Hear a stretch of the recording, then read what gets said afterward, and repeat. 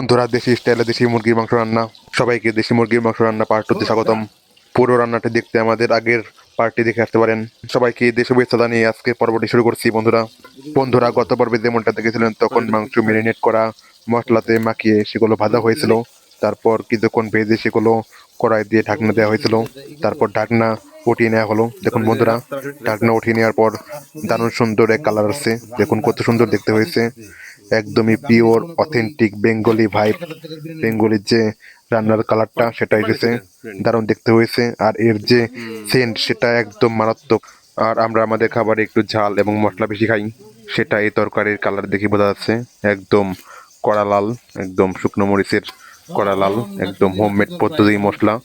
এগুলো 100% আপনার অথেন্টিক এবং বাসায় তৈরি মশলা।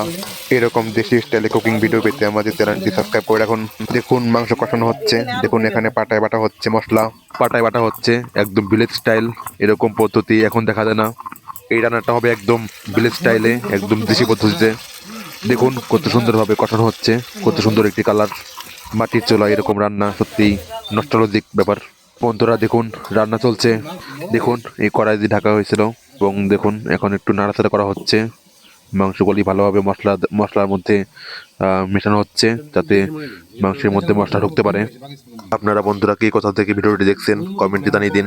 আর বন্ধুরা যারা যারা আমার চ্যানেলে নতুন, তারা আমাদের চ্যানেলটি অবশ্যই সাবস্ক্রাইব করবেন।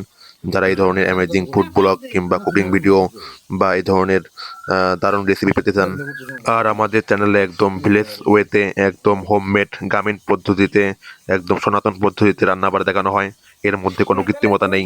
আপনারা যদি পাশে থাকেন তাহলে আমি রেস্টুরেন্টে গিয়ে ফুড রিভিউ দিয়ে আসবো, কিন্তু যেহেতু আমি গরিব, কাছে কোনো টাকা নেই, এই জন্য ফুড রিভিউ দিতে পারছি না।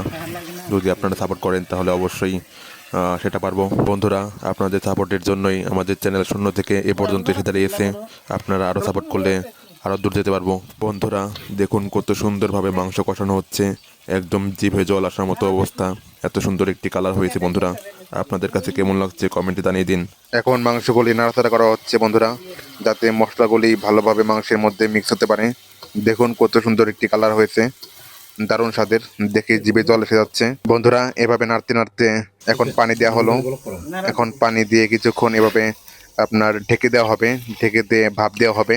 বেশি ঝোল রাখা হবে না বন্ধুরা, একটু কষা কষা তরকারি হবে।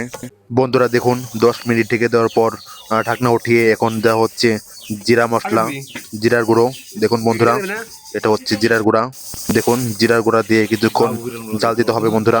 দেখুন কত সুন্দর ধোয়া উঠছে আর দারুণ একটি স্মেল পাচ্ছি বন্ধুরা। সত্যি দারুণ দেখতে হয়েছে, একদম পিওর অথেন্টিক বাঙালি রেসিপি বন্ধুরা।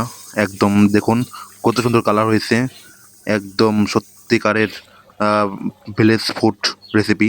দেখুন এখন দেয়া হলো গরম মশলা বাটা বন্ধুরা। এর এর জন্য তরকারিটি আরও সুন্দর হবে এবং মশলাদার হবে।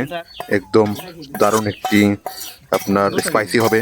কার কার মুরগির মাংসে আলু পছন্দ কমেন্ট করে জানান। বন্ধুরা রান্না শেষ, এখন পাত্রে ঢালা হবে। দেখুন বন্ধুরা কড়াই থেকে ঢালা হলো মাংসগুলি, কত সুন্দর একদম গরম গরম আপনার চিকেন কষা মাংস। দেখুন এখন কড়াই থেকে ঝোল গামলায় নামানো হচ্ছে। দেখুন ওই দেখা যাচ্ছে একটা তেজপাতা। বন্ধুরা কার কার তেজপাতা পছন্দ কমেন্ট করে জানান। বন্ধুরা আজকের ব্লগটা এখানেই শেষ, দেখা হবে নতুন কোনো ব্লগে। সে পর্যন্ত সবাই ভালো থাকবেন, সুস্থ থাকবেন এবং আমাদের সাথে থাকবেন। সবাইকে ধন্যবাদ।